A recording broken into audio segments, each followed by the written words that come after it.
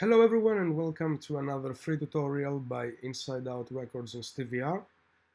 Today we're gonna focus on filter, and the filter on Ableton is extremely powerful, but I have seen that many people don't really use its full potential. They're looking for third-party VST plugins, and nothing wrong with that, but I don't think they realize how much power they have in their hands. So I'm only gonna look at the very simple low pass and high pass in Ableton, but with a twist. So I have this very little simple thing going on. So I'm gonna go to the master channel and I'm gonna add there my filter. What I want you to be focusing on right now is here, this area. Because I can have here the low pass or change the high pass. I'm not gonna go to band pass and other filters right now. I'm gonna keep it simple, but to see how much you can actually do. But the filters here, you have types of filters. So clean, OSR, MS2, SMP, and PRD. Many of you might actually not know what these are, and I want to actually show you. So I have prepared for you this little thing that says, for example, for SMP, you have nothing because it is their own design. But if we go to PRD, it actually comes from a ladder filter.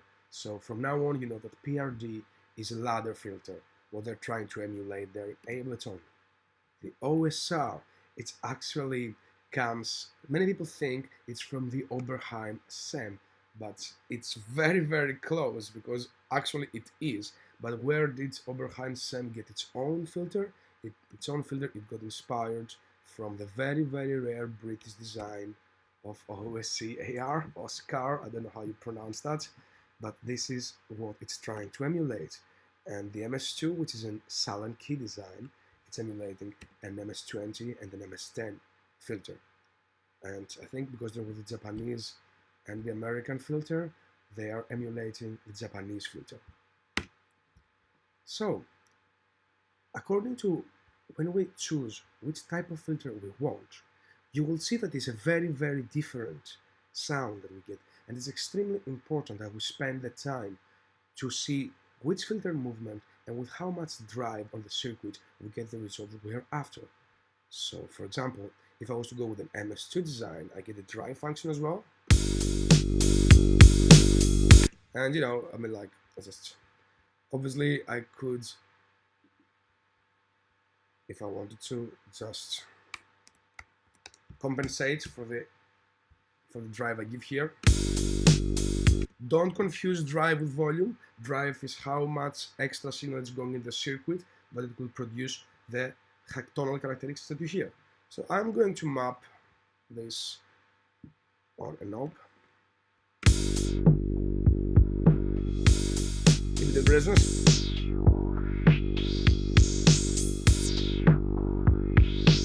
And if I close that and I put it back to clean, and go back to MS2.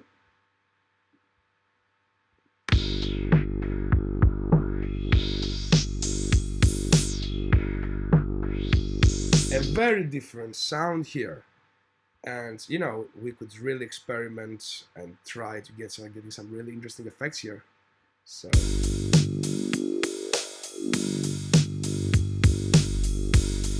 what if I wanted to actually, you know, have the resonance on the same knob, and the resonance I can define if it starts from a higher point and goes to slower points.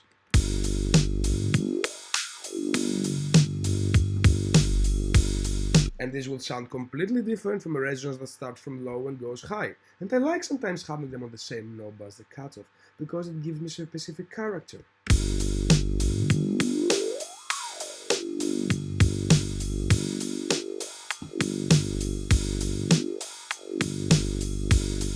Or start, you know, higher, really high and go low. Obviously this gets really dangerous down here, so don't do that if you don't know exactly what you're doing. So probably, you know, I will go a bit safer.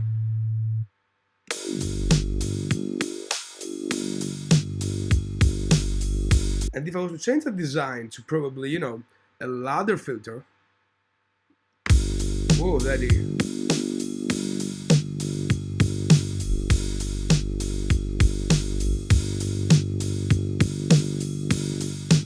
completely different. If I give more,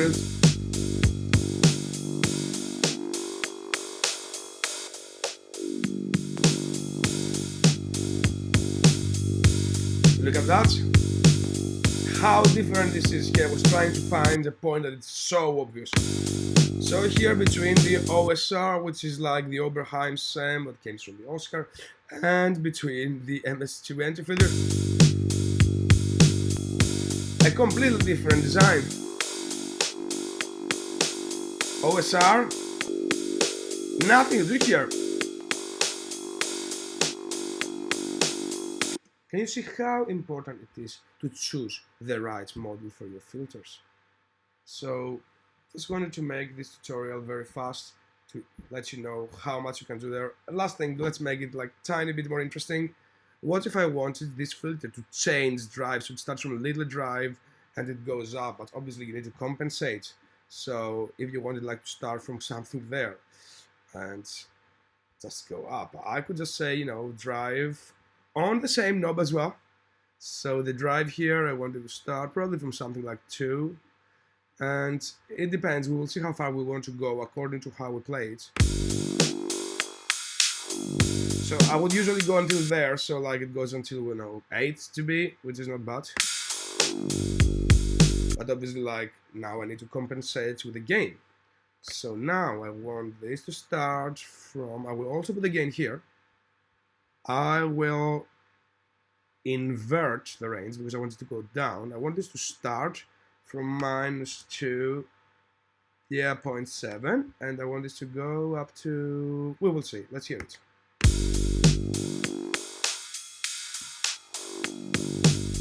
Yeah, it's perfect.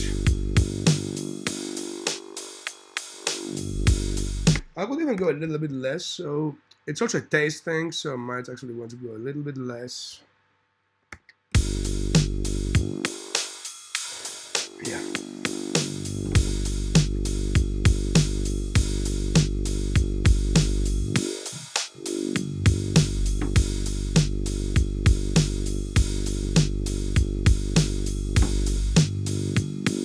And last thing, if you wanted to do, you could just like group these two together and say that I want this to be open, but I will put on/off on the same knob, and I will put 1, 0 here. So every time now I go all the way down, this closes. So if it goes on the master, when I have it all the way down, I don't want this to do anything. So you see? Open, and then we go down, closes. So I know that when I have it all the way closed, it's not going to interfere at all with my signal. So that's it for today. I hope you found this interesting and it will help you use the filter in a more creative way. Thank you for watching.